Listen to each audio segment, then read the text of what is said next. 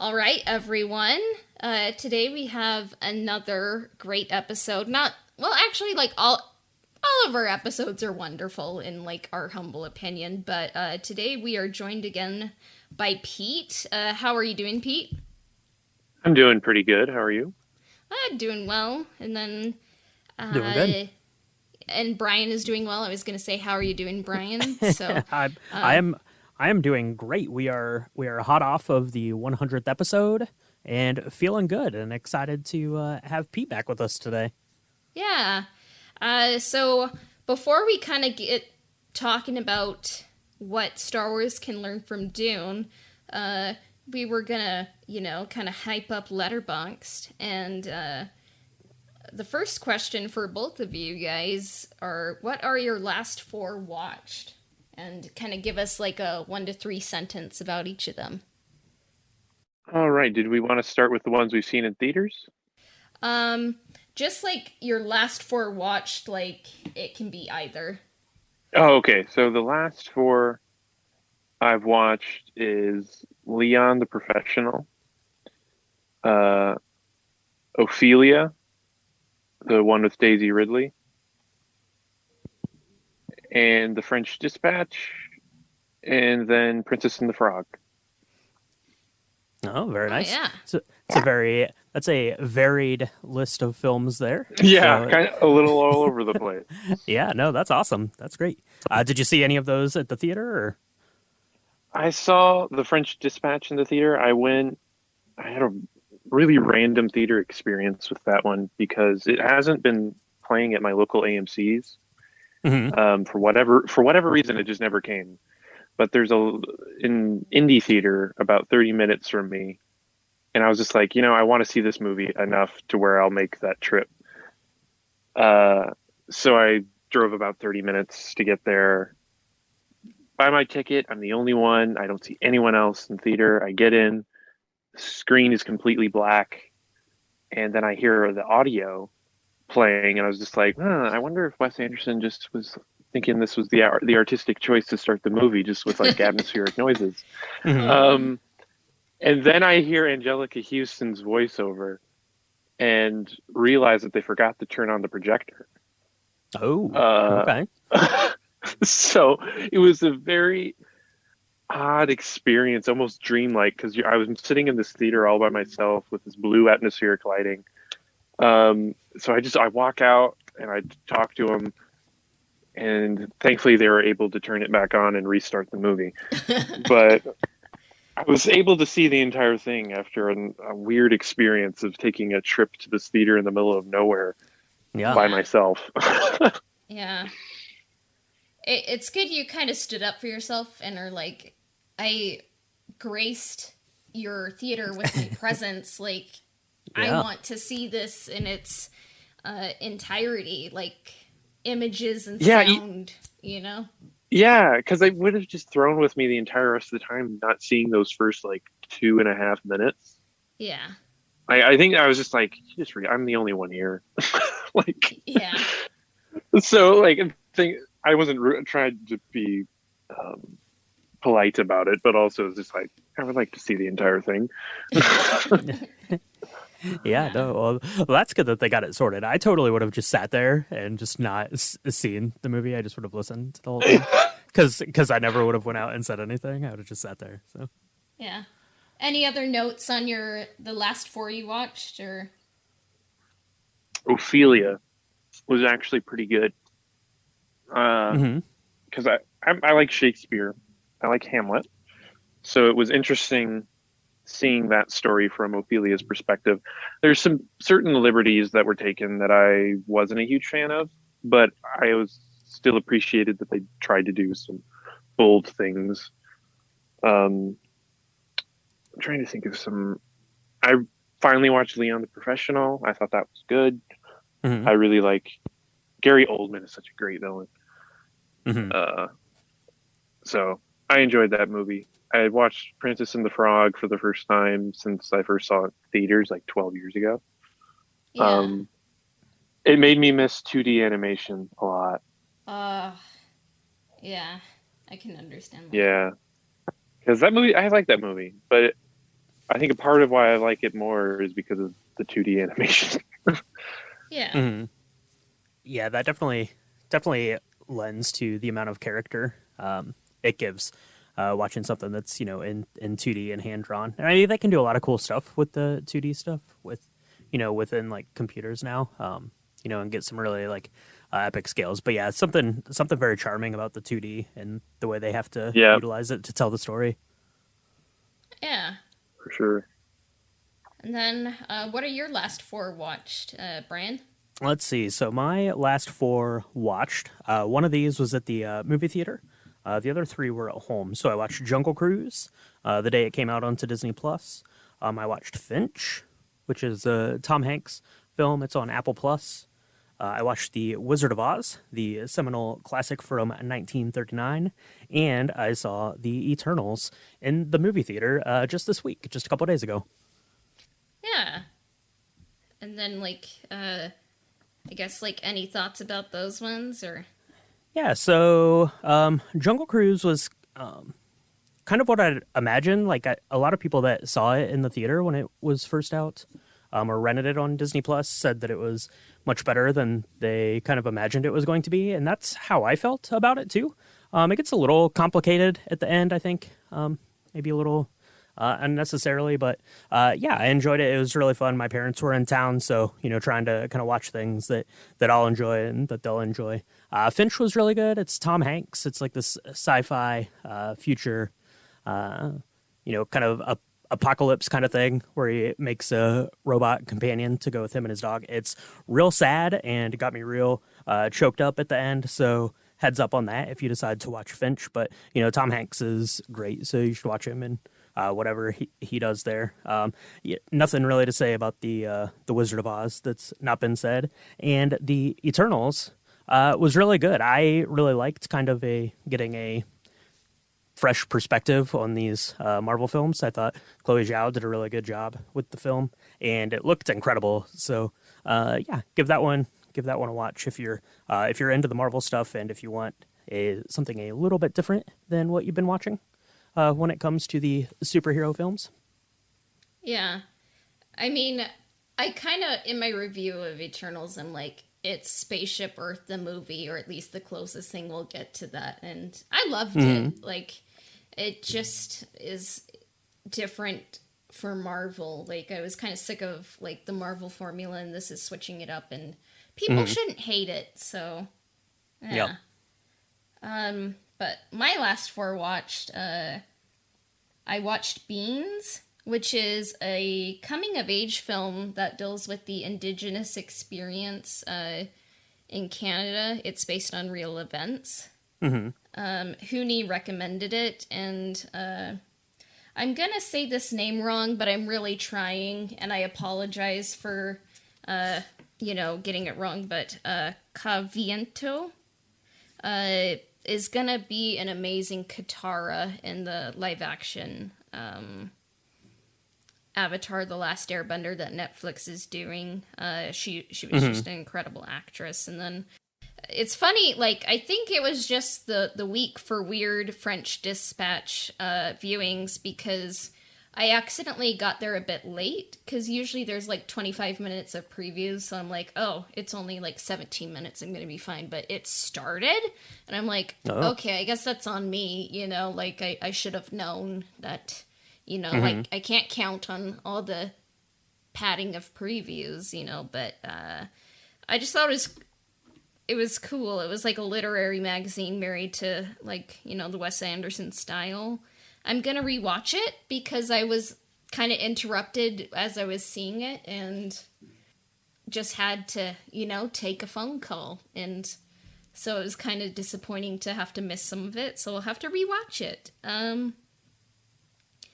then the other one was Romeo and Juliet, which it was going to be played in the UK, like in the National Theatre. Like it starred Josh O'Connor as Romeo, and I believe, is it Jenny Buckley, I think, is Juliet? I should know that off the top of my head. I'm just going to open up Letterboxd as we speak, and through the magic of editing, we can, like, kind of just make sure that this is seamless. Jessie Buckley, not Jenny. So there we go. You're very close. And very close. yeah, so close, tragically close. But like, it was just so interesting. Like the acting was so good, and in a world that like, you know, kind of looks down on Romeo and Juliet, I'm like, it's my favorite Shakespeare play. Sue me, you know, like, I'm sorry, I love it, you know. But this adaptation wasn't quite a film or a play. Like, but sections of what this was, like, I think hit deeper than the original, and I'm just like, wow, like, I just loved it so much, you know. And then I actually just watched Tick Tick Boom, which came out literally today. Oh, okay. I just was like so impressed by, I've always been so impressed by Andrew Garfield, honestly. Like, I'm surprised he doesn't have an Oscar yet, but I was just impressed by the film, and I'm like, oh, cool, it's about a person having an existential crisis at, you know, 30. Wow. And just like, I don't know, in a way, it was kind of like a slap in the face to, like, I don't know, like, actions speak louder than words, you know, like, create something, like, you don't know how long you have, you know, so, yeah. So those are my last 4. What are your favorite 4 you've seen in theaters, if you're lucky enough to see 4 in theaters this year? Okay. Go ahead, Pete. Okay. Dune would be the top one. That's easy. I'm trying to think of some other ones. Green Knight would be in there. French Dispatch I would also put in there. And then The Last Duel with Spencer being just outside the top 4. Okay. Yeah, that's a very good list of films to have gone and seen at the theater for sure. It's definitely more highbrow than what I've been to see at the movie theater so far. So take a trip back in time. I was on vacation for like 2 weeks. The week that The Last Duel and like James Bond: No Time to Die came out, something else. So I did not get to see any of those at the movie theater, which is very disappointing to me. But that's okay. I did get to see Dune at the movie theater. So yeah, that's my number 1. And then otherwise, it's just been the Marvel stuff. So I saw Black Widow, and I saw Shang-Chi, and I saw the Eternals films in the theater, and I think that's okay, because those are 3 of my more favorite of the Marvel films, because I thought that they were all kind of more interesting, and took some chances on some different things and didn't feel quite as formulaic as some of the other Marvel films. So they were a good reintroduction back to going out to the movie theater for me.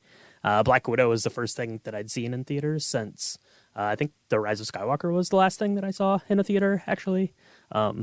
Prior to, kind of everything shutting down and then finally getting open back up here this spring. So those were my top 4 that I've seen at the theater so far this year. Hopefully going to get out a couple more times. By the time this comes out, I will have seen Ghostbusters in the theater. And yeah, hopefully a couple more. And then we've got some good stuff coming out around Christmas time too. So yeah.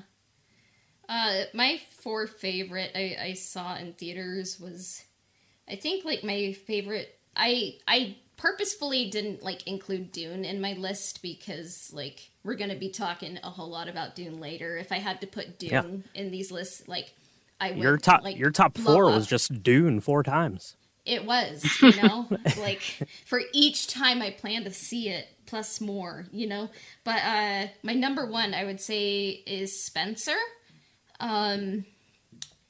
It just, Kristen Stewart won an Oscar, you know, like, she just won it already, and, like, when she wins it, you know, next year, it's a mere formality. She won it, and if for some reason she doesn't win it, she was robbed. So I'll just say that. And then Last Night in Soho, instead of, like, I was like, I don't want to deal with trick-or-treaters. I'm like, I'm gonna see Last Night in Soho. loved the soundtrack, loved the movie, and I loved the ending. I really don't know why people thought it was controversial. I just spoilers. If you haven't seen it, like just forward maybe 30 Yeah, seconds. yeah. I'm muting you because I still haven't seen it, but I am real excited to see it. So Okay, but the ending was perfect, and I loved it. And more movies should end, like with people saying they understand each other. So hope okay, you're safe, Brian. okay, I good. I kind of purposefully like edited out a lot, so Thank you. just in case you weren't able to, not hear. And That's then right. it's funny, like Free Guy isn't on this list, but I did enjoy it. But like when I was seeing the previews for it, there was like a preview for The Last Duel, and I was like, what's going on in this trailer? Because like it was like I was like, this performance in the trailer alone is like amazing, and I need to see it. And then like I come to find out like Jodie Comer was playing kind of two different roles in Free Guy, and then like did The Last Duel, and I was like, wow, like I really enjoyed The Last Duel. I mean, I read the book before it came out, and it was an interesting way to tell the story. Like three interpretations, have one that's the truth, and I think it was Jodie Comer's movie. But Pete, one question: what is it called when it's like three different versions and then you find out what the truth is? Is it a Rashomon? Yeah, that's I think Rashomon's the one that originated it. That's what I always think of. Which is an excellent movie, by the way. Yeah. But I think, yeah, Rashomon style. That's what I've heard it called. Yeah. And then The Green Knight, even though it feels like it came out 74 years ago, and I realize I'm having Yeah. you on again and it hasn't been released. I've just been working on a short film, and once the script is done, I swear I'll release it so people can hear it and like it's not made up and they'll know that. But The Green Knight is like what I watched. Like it was the first film that I saw in a long time. Like I mean, technically I saw Raya the Last Dragon, but like even though it's a good film, but It was good. Yeah. yeah, but Green Knight, like it helped me kind of fall in love with stories and film again. And I think this is a recurring theme when Arthur is like, "What's your story, Gowan?" And it's like, "Oh, I felt that, in like all of my soul, like, but I'm just a nerd. I love legends made relevant, and yeah. So the final kind of part of this letterbox, kind of the last four, is what are four films you watched at home like in 2021 that are your favorite?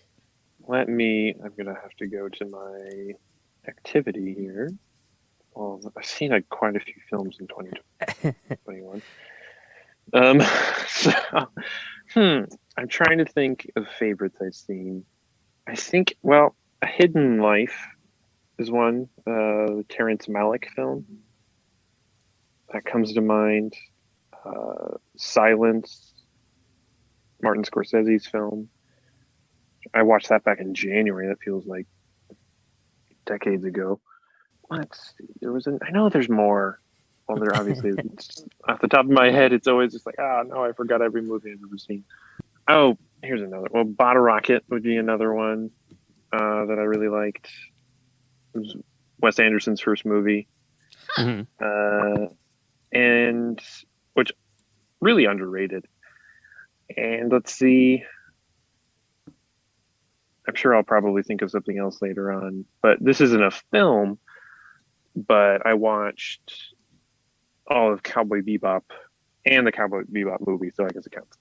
And that would be, yeah.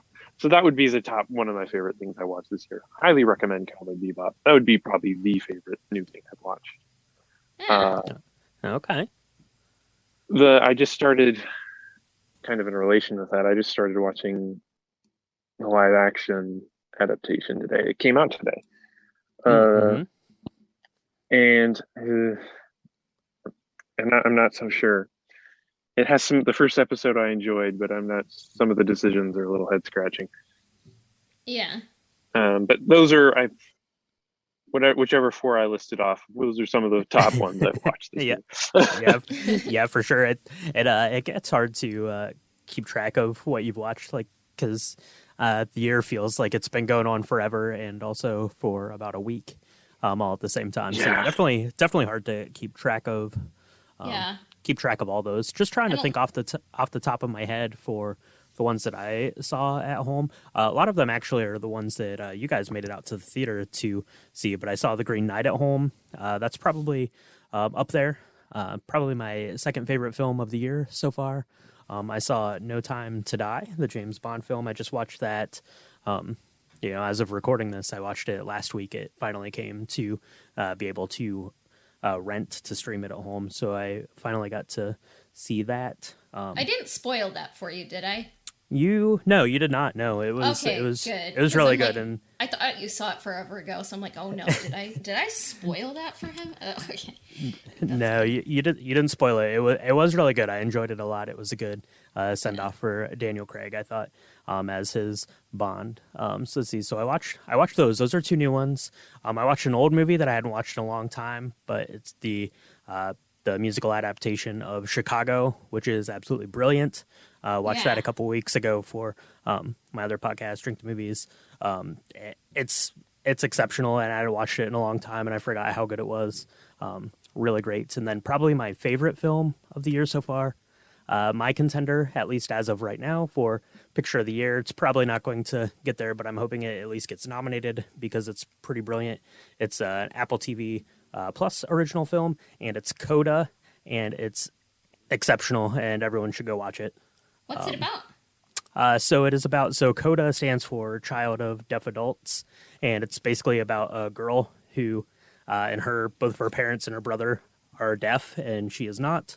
And so it's kind of like the struggle of like keeping this family together while she has, kind of her own hopes and ambitions and things. She's a high schooler. It's really excellent. It's a beautiful story. It's well written. Obviously, a lot of it is subtitled and in sign language. For obvious reasons, and it's really really good. So if you have Apple TV Plus, and you should, because that's what Ted Lasso is on, you should go ahead and watch Coda because it's excellent. Yeah, I'll add that to my watch list, and I need to see Ted Lasso. I feel guilt, for like. Oh, Ted Lasso, you gotta watch it. I know. Yeah, I think you would. I think you'd really like Coda, Cassia. I keep forgetting to watch that. I've heard great things about that. Mm-hmm. Yeah. So I'm adding it to my watch list, Ryan. So yeah, thanks for the recommendation. And then no problem. Yeah, and then my 4, number 1 was Lady Bird. It's like my favorite coming of age film I've seen, and I wish I could have seen it in high school. Mm-hmm. Even though it only came out not when I was in high school, I should have seen this opening night. I feel guilty for not seeing it until now, but I loved it, even though at times I'm like, that's, kind of disconcertingly similar at times to my life, not in the I don't know, because sometimes I'm like, oh, I probably was that, kind of snotty, entitled, teenager. I suppose we all are, but I'm like, oh, okay, I felt that, as well. And then I finally saw Parasite. Enough said, should have seen it sooner. Maybe that could be the name of my biography or autobiography, but yeah, there you go. I was so happy to see Cave of Forgotten Dreams. I don't know why, but I love, cave painting so much. And it was done by Werner Herzog, and, he has the best voice, Best narrator. Yeah. Oh, yeah. Best narrator ever, especially if you're going to go to a cave. You don't want to hear, I don't know, If you're gonna go into a cave, and it can be narrated, I would choose Werner Herzog, And funnily enough, when I shared that to my Instagram profile, like it might not be there by the time people listen to it, but if you search Werner Herzog in like GIFs, like there's a GIF that comes up that says Werner Herzog would probably approve of this situation, and you better believe I used it. Oh, so yeah, there you go. I like that. Yeah, like so yeah, I feel guilty that I was introduced to him in The Mandalorian, and like I should have seen this sooner, you know, and like I didn't know he had such an extensive, you know, like filmography of like, and he's a director, you know, and like. Oh yeah. Yeah. Yeah, he's directed like hundreds of things, I think. Yeah. And then I saw it's Jodorowsky's Dune. Like, forgive my ignorance there, because it's not technically Dune, but it sort of is Dune, and I learned, you know, so, yeah. Yeah. There you go. And honorable mention, Cassia also saw Jurassic Park this year, finally. So Yeah. For the first time? For the first time, but I saw it now, you know, maybe years too late, but I saw it, you know, so. Did you like it? I loved it. I'm like 5 stars, like, I felt like it kind of said stuff about like humans and science, technology, and kind of captured like the wonder and horror of like dinosaurs. So yeah, would recommend, you know, 5 amber sap tree things out of 5, you know, so 5 for 5 would recommend. Yeah, there you go. So yeah, so Letterboxd is awesome. And, you know, Letterboxd is kind of like the Goodreads for movies. You can kind of see what you've watched and record it. And, you know, great movies, you know, like Star Wars, you know, have plot twists. And the plot twist of this episode is that we're not sponsored by Letterboxd, but in fact, Zapendo.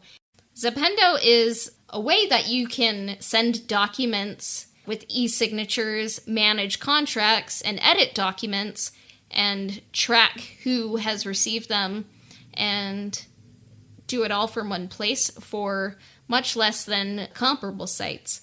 You can also assign stakeholders who would need to be aware of certain contracts, log issues, risks, and attach copies of the contracts, everything like that and more. That's right, yeah. Zapendo, it gives you the power to manage your contracts, edit them on the fly, send an e-signature, manage your expirations, alerts, and more. And all of that is unlimited with Zapendo, which sounds pretty great. So for more information, head on over to Zapendo.com, and you can start a free trial. And you can use Old Republic 15 to save 15%. Again, that is Zapendo.com to start your free trial. And remember to use the promo code Old Republic 15 to get 15% off of your subscription. All right, and we can get back to the episode. This is kind of an interesting question. We can like go Pete and then Brian, but what do you guys think Star Wars is? Like, if someone asked you, like, what is Star Wars? Wow. A sprawling space opera. Space fantasy opera. Like, it's so hard for me to actually narrow it down and just say it's one thing. But at its core, I guess it's a saga about a family and how they shape the galaxy. A galaxy. Yeah. Yeah, I guess I don't want to make it too elaborate, but I guess that would be the elevator pitch. Yeah. A space family opera. That's pretty much how I see it too. And if you go all the way back to the start of Star Wars, that's you know kind of what it started out as, right? As like this you know kind of serial kind of like you said family space opera, and obviously you know it's kind of expanded you know from that, and you know really filled out this galaxy and characters and storylines and timelines and all of that stuff. But it still keeps coming back to this family space opera. You know, it really in, you know, kind of any of the the mediums that you watch it in. So if you're talking about the movies in the original trilogy or prequel or sequel trilogy or any of the TV shows, it all just comes back to that kind of family, kind of space opera kind of thing, where you're just telling this family story at the heart of it, and kind of this adventure tale, swashbuckling kind of heart of this thing. It just happens to be set in space, and not on a pirate ship or in the Old West or anywhere else where you might have these kind of serial adventures. Just kind of these, like you said, family space opera. Yeah. For me, Star Wars is more like Lord of the Rings than Star Trek, even though like Star Trek is in space. Like, it's like a space soap opera, kind of more about the visuals and music at times, kind of like Wagner. Like, is it Wagner or Wagner? I swear it's Wagner. I probably Wagner, it would be Wagner, yeah. I'm a cultured person, and George always like says like it rhymes, like kind of like the ring theory, that's how I would describe it, and it's kind of this, it's pretty much, at least it starts out in A New Hope as like a very traditional kind of hero's journey to set us off on this tale. And then, we've talked about it before, and talking about, the ring theory and how that, kind of, hero's journey, that circular path kind of, expands out into other little rings. But, that was kind of at the heart of it. And, it just keeps, getting bigger, like throwing a rock into a pond and the ripples just keep moving out. But centrally at its core, it's that family story and that hero's journey. Yeah. And then before we kind of switch topics to like what can Star Wars learn from Dune, is the question that I think will kind of like destroy us is, what is Dune?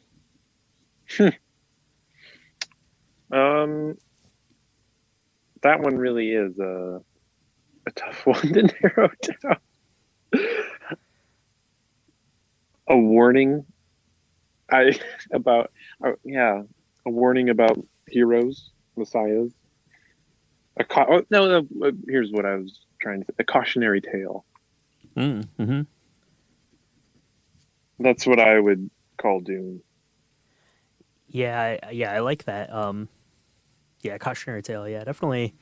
The story plays out, right? Like you want to, be wary of the charges that you accept, and the lands that you try to take over and control, and things like that. So definitely a cautionary tale, on a lot of different levels. And Herbert did a really good job of kind of weaving this futuristic tale that doesn't feel futuristic, and using it to sort of kind of teach those lessons in that tale. Yeah. This question, like, I'm in the middle of Dune Messiah right now, but, like, Dune, like, was the book that last year, it just, like, I was like, wow, oh my goodness, like, just kind of destroyed me and, like, also rebuilt me. Like, it was a lot, It was a good, like, Corona read, but in a way, like, Dune is like Lord of the Rings, and it is like Star Trek, and it is like Star Wars, but it's not any of those things. It's its own thing. Mm-hmm. And I don't know. I kind of wonder if, like, Frank Herbert did read, like Joseph Campbell, and he was kind of like, I need to, like, make a cautionary tale about heroes, because I think he actually did work for JFK. Or he worked, like, as a speechwriter, and he was just kind of like, the most dangerous politician is the one that everyone, loves and adores. Like, if JFK, like, even though I think he was a good president, like, if he said, you jump, and they'd be like, how high? 10 feet. They'd be like, we're going to do 11 feet, JFK, like, I think it's just, like, Yeah, like I like what you say, like like cautionary tale, which is interesting because I don't know, it like the Skywalker family, like we kind of all kind of say it's like a soap opera, like the interesting thing about Star Wars is I think like it is kind of like a cautionary tale, and then also it is kind of like a straight up heroic journey, So, Hmm. what is Dune? We do not know, We don't know, and we've talked a little bit of before about how Dune was kind of this cultural, like kind of touchstone moment in terms of science fiction, and a lot of science fiction really is kind of set out as a cautionary tale. Whether it be against technology or you know utilizing the resources that you have incorrectly, or pushing science too far and in nefarious ways. So yeah, I think a cautionary tale is a really good way to describe it. And Dune just kind of kicked off this whole kind of snowballing science fiction, kind of juggernaut going through the late 60s and then into the 70s, obviously, to Star Wars coming in 1977 there. Yeah. So, it is funny because I think on the Old Republic podcast page, I reviewed Dune, and someone was like, you gave it 5 out of 5 stars. Like, it's basically Star Wars. It basically copied everything. And, like, I was like, I don't know. I feel like I tried to grow as a person and not be snarky. Like, well, the book was released in 1965 and, kind of inspired Star Wars. Like, I was just like, oh, the book was actually released in 1965, and, like, the person still like was like, no, you're wrong. But yeah, so Dune does have a lot of similarities with Star Wars.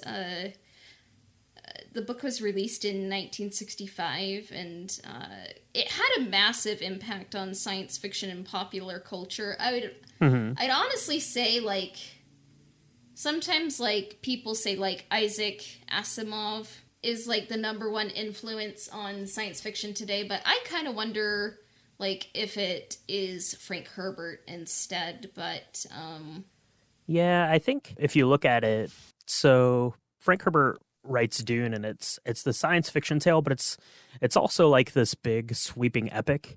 And if you look at the stuff that came out, kind of directly after Dune came out, you had Star Trek come out in 1966. You had Planet of the Apes in 2001. Space Odyssey came out in, I think, 1968, I think. And then Star Wars. So I think Isaac Asimov, did a lot, obviously, really brilliant science fiction writer, and kind of laid the groundwork for what it meant to be science fiction. But I think Dune really expanded it and said, you can take science fiction, but you can make it this big, huge thing, create entire, worlds and planets and situations around these things. It just kind of expanded the scope of it. And really, that's one of the big things about Star Wars, obviously, going on, still to this day, all the way from 1977, just the scope of Star Wars, has just kept expanding in that same way. And I think that that's really what Frank Herbert was able to do with Dune. yeah. I guess what parallels do you guys see, like, between Dune and Star Wars? I think kind of the basis, it starts out the same, with Paul being like a chosen one type figure, getting thrown into an adventure and having to deal with all this responsibility and choosing his path. Same with Luke in A New Hope. And that's where the similarities kind of start, but where it always kind of, I find interesting, is how it ends. So the similarities are there at the beginning, but at the end they end in very different areas. So with like Paul's story being one more of like a tragic one, Luke's ends of hope and optimism. And it kind of, I guess, it more just reflects the worldviews of Frank Herbert. and George Lucas. You kind of have to go back to them as people and see what they were saying about the world. And they kind of, I think, have similar ideas, but they come to different conclusions. But that's more of on like just the grand overarching theme. Frank Herbert wanted to make, like, back to the whole cautionary tale thing, kind of critiquing the hero's journey and the downsides of a hero. And then, but that's on more of a geopolitical level of how a hero can affect the lives of billions of others.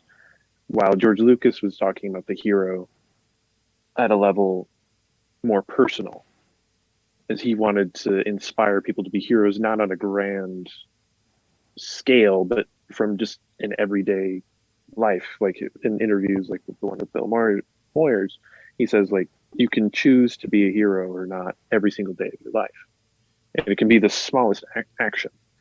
So obviously he is conveying those themes over fantastical medium and in a world that's very fantastic and unreal, but he conveys very human themes. I feel like Herbert is more focused on politics on a global scale, and it's less personal. There's still personality and relationships in his stories for sure, but I feel like George Lucas focused on that a little bit more. Yeah.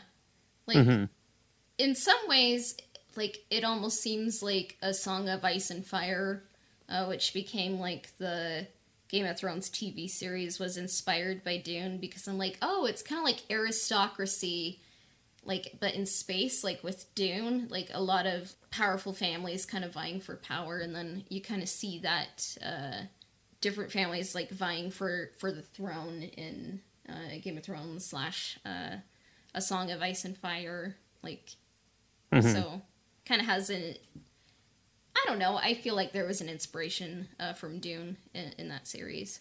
Yeah, and another, and I just wanted to point out on things more just kind of basic similarities. It can be even to Arrakis having two moons and Tatooine having two suns, and something simple as spice being taken by George Lucas and used in a different manner in Star Wars, or sand crawlers and stuff like that.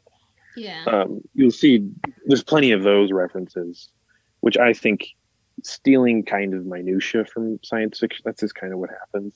It's like with fantasies.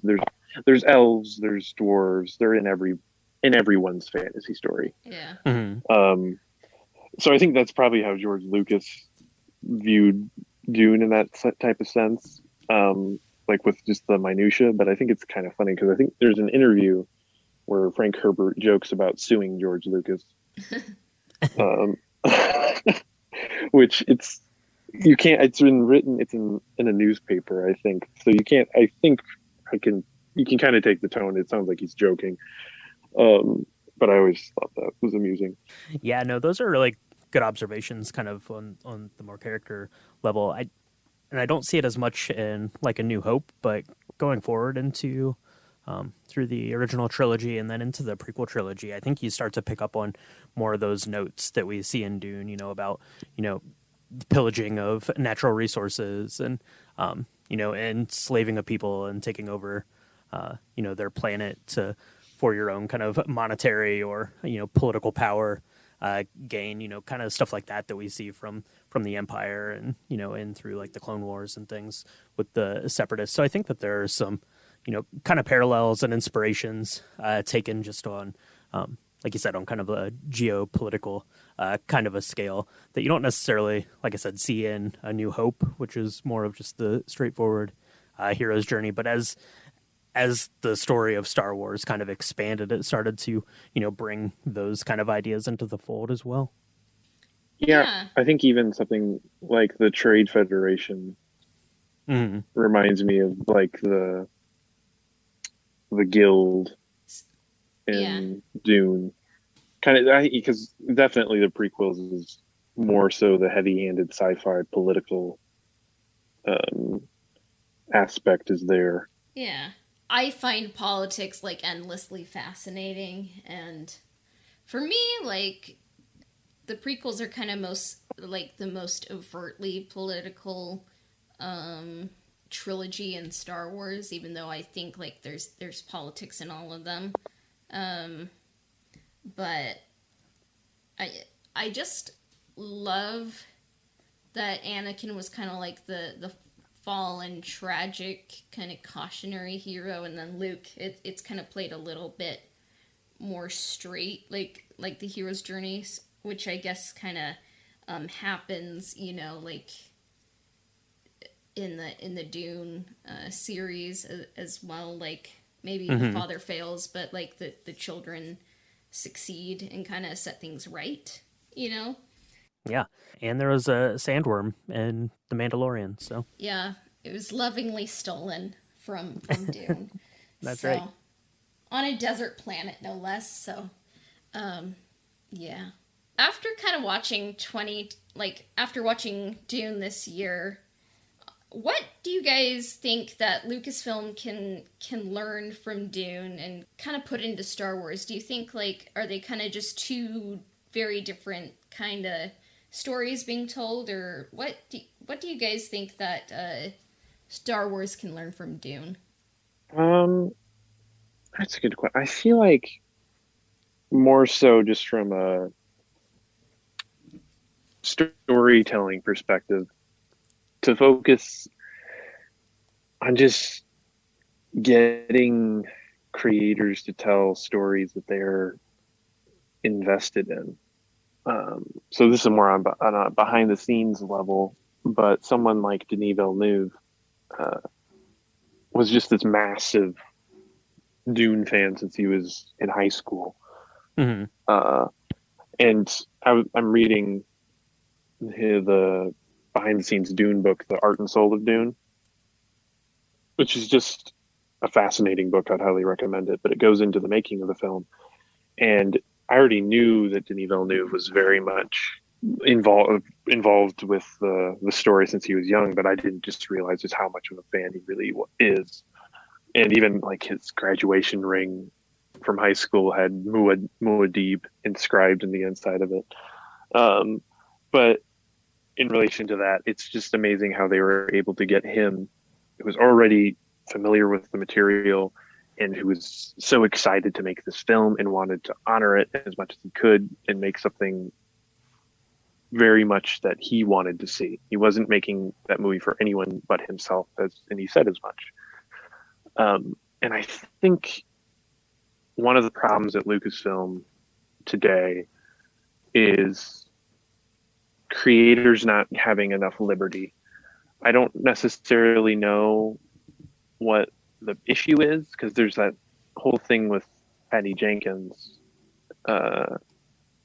going on where there might have supposedly some creative differences, and that's why her project is being delayed. I don't really know how much merit that has. Yeah. Or even the Rian Johnson. There's a new rumor about the Rian Johnson trilogy annually. Who knows what it is? Yeah. Right. But even going back to someone like Lord and Miller, who, I mean, they were fired 3/4 of the way through the production, or the Benioff and Weiss, or Michael Arndt during the production of The Force Awakens. Everyone forgets him, but he was, one of the screenwriters. And I don't really. And then the one guy that you gave complete control, Rian Johnson, had no issues during production. That's the most smooth Star Wars production since it's been taken leaks. over by. Yeah, no leaks since it was taken over by Disney. That's been the most smooth, I think, and it's, in my opinion, it's the best thing to come out of the whole Disney era. But Rian Johnson was given that same type of control, and he had that same type of passion and adoration that I think Denis Villeneuve had for Dune, and has for Dune as he continues to make the second one and maybe even a third. But I think, to kind of tie it all up, I think Star Wars just needs creators who, like Rian Johnson, like Denis Villeneuve, who are making these stories first and foremost for themselves, because they would actually want to see it. because I'm a firm believer that the best art is made when the artist is making something that they truly feel is a true expression of themselves, and something that they are proud of. And I don't know what it is with Lucasfilm, that there's some things where there's some micromanaging going on to where liberties can't be taken, and they have these kind of people that they're well established, and those are the only ones who can make certain decisions. People like Filoni and Favreau, who are already comfortable, they've been there for a while, that they have the liberties to kind of do whatever they want. Mhm. Yeah. I'm not a conspiracy theorist, and I don't think Lucasfilm is corrupt. I love Kathleen Kennedy, Yeah. but I wonder if there's just a hesitancy since The Last Jedi to let creators just do what they want. Yeah. Because I get the feeling, even with The Rise of Skywalker, as I have my issues with it, I still get the feeling that was the movie J.J. Abrams and Chris Terrio wanted to make. Mhm. And whether we like it or not, I still think that's a true representation of the story they wanted to tell. So I don't know but I think ever since The Rise of Skywalker, I think Lucasfilm has gotten a little cold turkey, Yeah. and seems to be take an approach towards fan service. But all that to say is I think Star Wars coming from Dune is just let creators be creators and do what they want. Yeah. I think it's important to kind of understand the differences, I guess, between Star Wars and Dune as like entertainment franchises, I guess. I mean, you have Dune, it's kind of this, isolated story that's existed for, all of Denis Villeneuve's life. So you have, and obviously he's super passionate about it. So you want to bring that kind of energy to it, but he's not really confined by anything else. Like, this doesn't have to line up with anything else that's going True. on in Dune. And maybe that's the real trick. And I think that maybe Lucasfilm has identified that as we're going back into like the High Republic and hopefully like expanding the timeline again, because what happens when you try to cram everything into like a like a 30-year window, you're going to have conflicts come up, and maybe that's part of the reason why directors and there's some tension there. Also, there's just a ton of baggage that comes with directing a Star Wars project. So so I could see that would be off-putting to some directors, right? Like, why would you like unless you're really like completely all invested in wanting to tell this story? Yeah, I mean, you have to, I guess, look at it from your career and your personal well-being and your own mental health to try to tackle this thing. But yeah, I think yeah, if we could just make sure, like I said, if we're expanding the timeline and giving directors the ability to have some more freedom, right? Like, if we don't have to know where Luke Skywalker is all the time during your film, then that opens up a whole floodgate of creativity and options for filmmakers to have. Yeah, and having like a writers team, like diverse voices in all the like different ways, and also like diverse levels of Star Wars fans. I think that's good to have.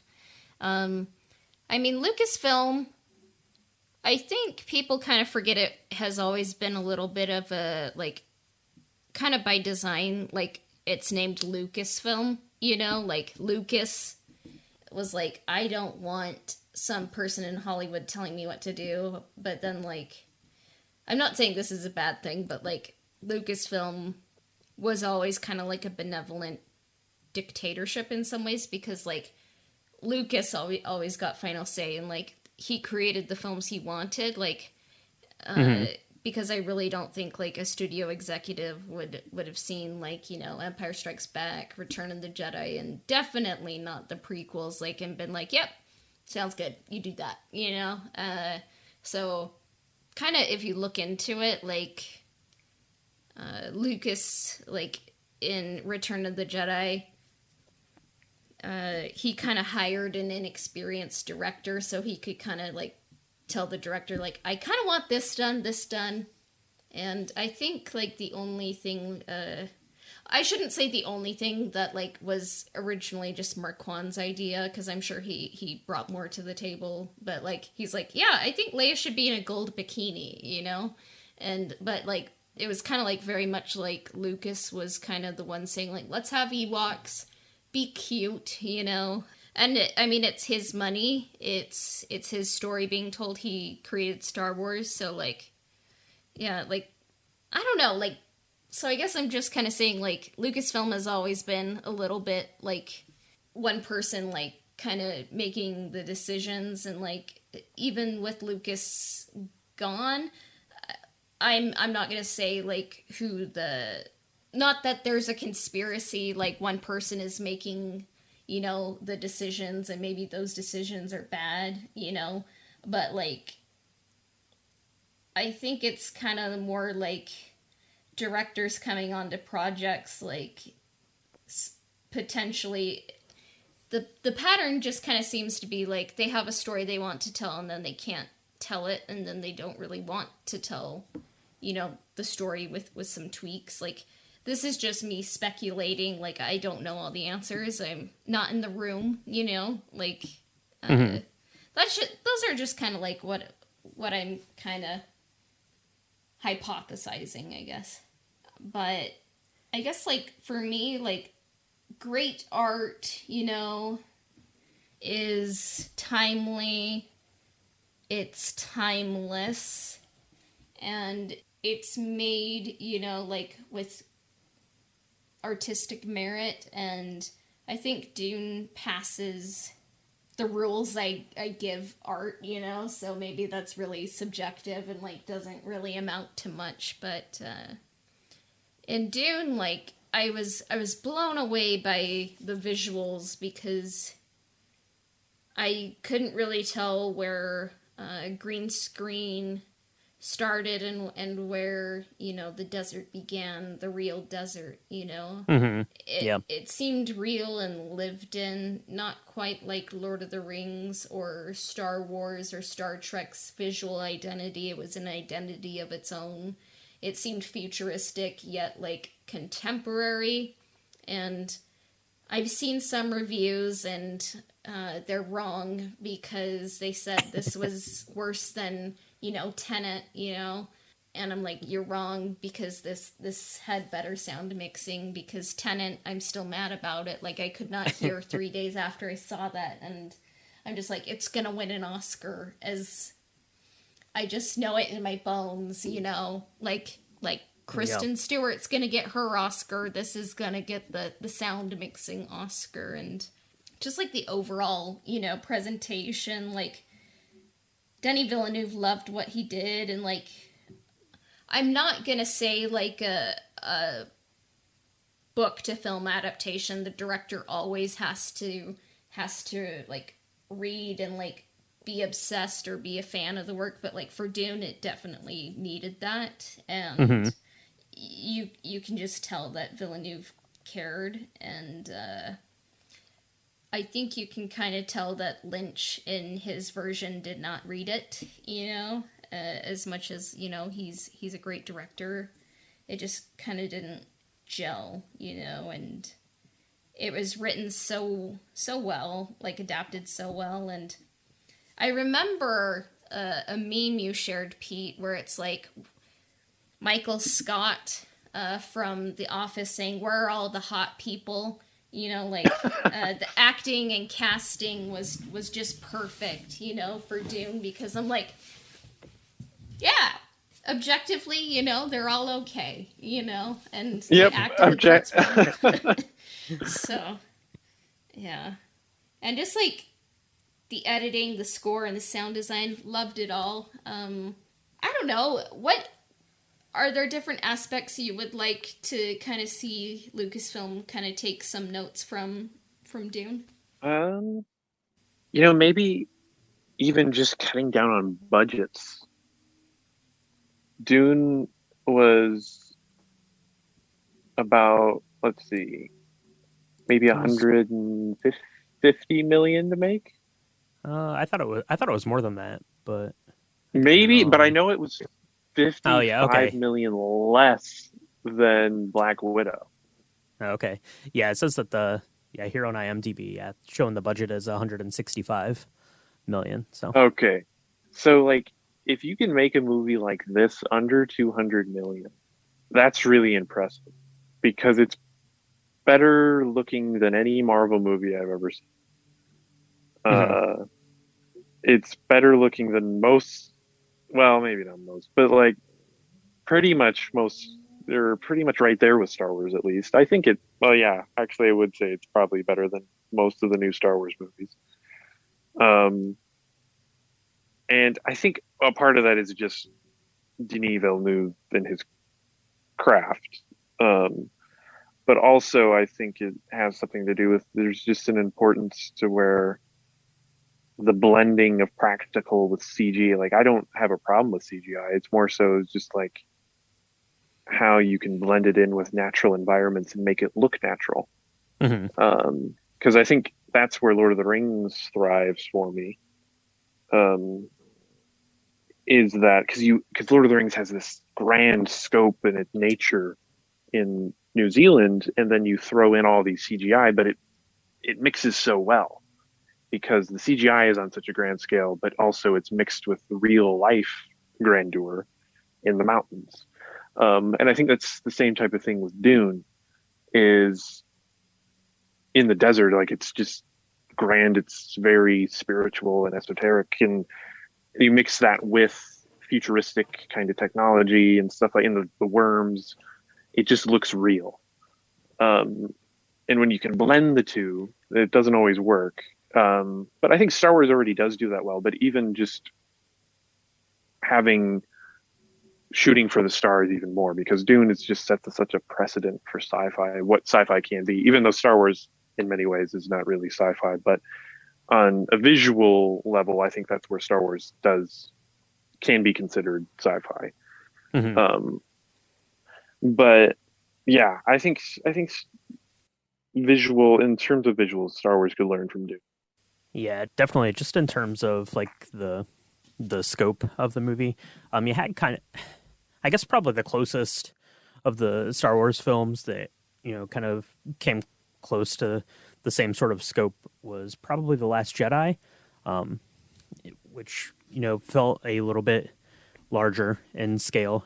Just some of the stuff, and I don't know if that's partially because a lot of it took place out in space, so where you're able to pull back quite a bit and get a little bit of extra. But yeah, for yeah, $165 million, that's shocking that it could look this good. And I mean, you have to have people that really understand like how to use that technology. I remember hearing something. I think it was about the time when they announced that Chloe Zhao was going to be doing um, the Eternals film. But I remember reading something that, like, before a director even gets to a Marvel film, they're like, here's where the characters need to be for the action sequences because they've already started working on them, like like prior to. So it maybe doesn't lead to the creativity and letting a director's vision come through all the way.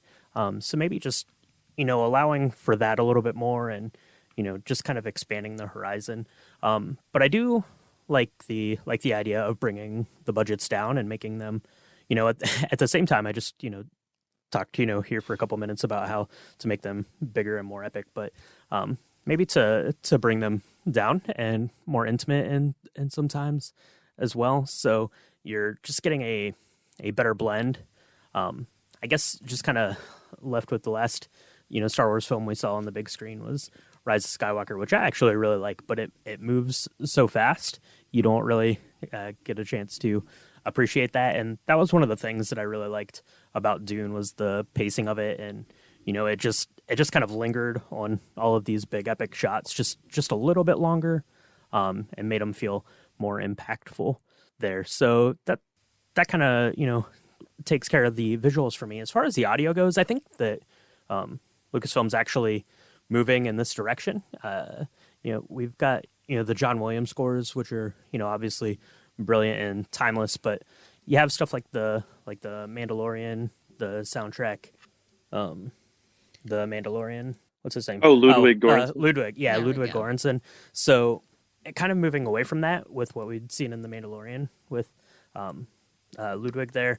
But then really, I got a lot of similar vibes, like in The Bad Batch, the way that they were using sound. It was a lot more visceral feeling than Star Wars, has been in the past. And it had kind of this blend of kind of some classical stuff and more of, kind of these atmospheric sort of sounding sound and music moments. So I think actually the Lucasfilm is kind of moving in that direction and, starting to, get a little bit more distance on the traditional, like classical film score that we're used to in the, from the Skywalker saga. Yeah. Just kind of along with, I would say, Greg Fraser, who shot Rogue One, shot Dune.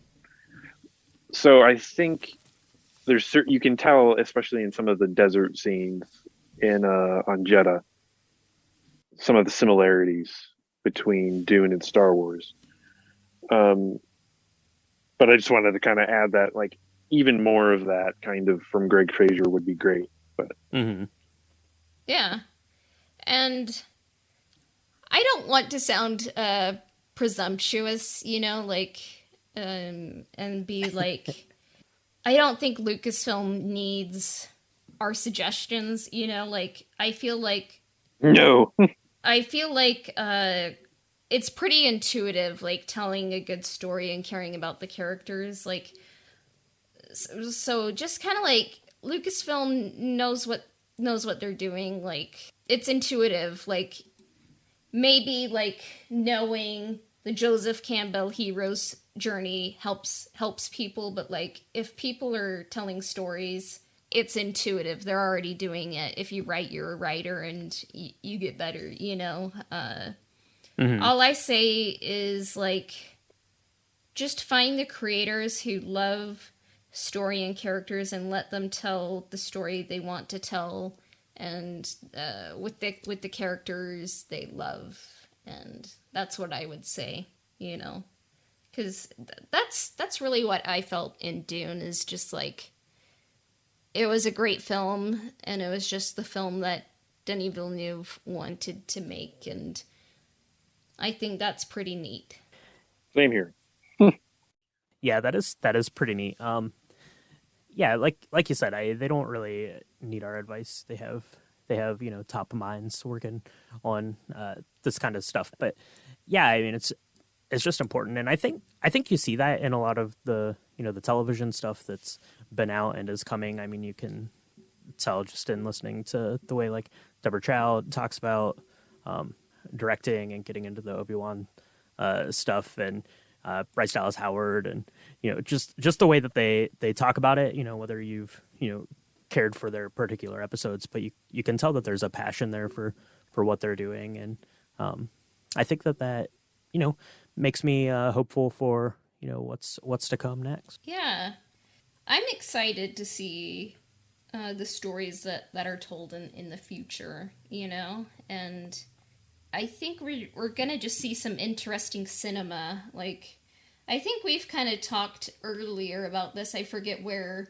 Maybe it was episode 56. We were kind of talking about like the Last Jedi and the hero's journey, but I think we might see like films that like are kind of responding to Corona, like. Kind of like, maybe not every film needs to be, a grand superhero fest where they save a huge city, maybe it'll be more kind of grounded, kind of about like everyday struggles, the everyman, like, and I think Marvel is kind of moving in that direction too. Like, it's intuitive. They know what they're doing. I've been very impressed with the Disney Plus content. So, yeah. Mm-hmm. So I guess just to kind of wrap up here, our Dune and Star Wars, kind of parallels and lessons to learn.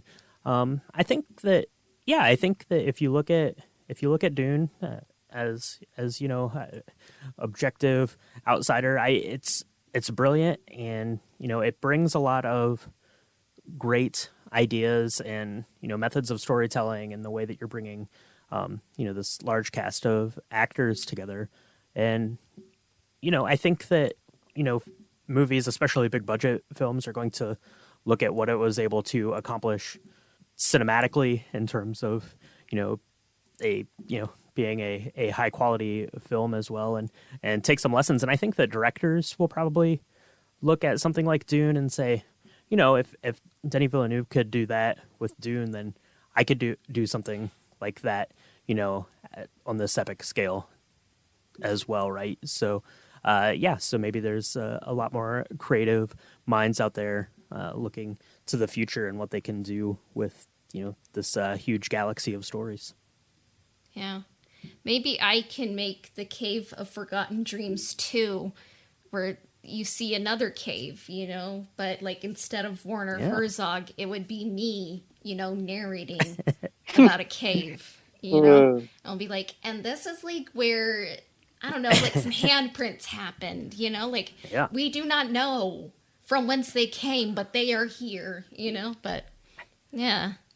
Now I'm just picturing you doing a mystery science theater of the cave painting, Werner Herzog documentary.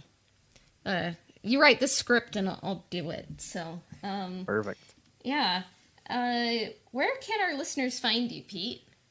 You can find me on Instagram at @PoCool. You can also follow me on Twitter at the same username. And I was just thinking also my Letterboxd, or not my Letterboxd. Well, actually, yeah, my Letterboxd, which is also, I think that might be under Enfys Nessie. That one I use actually pretty regularly. So those are a few of the platforms I'm using right now.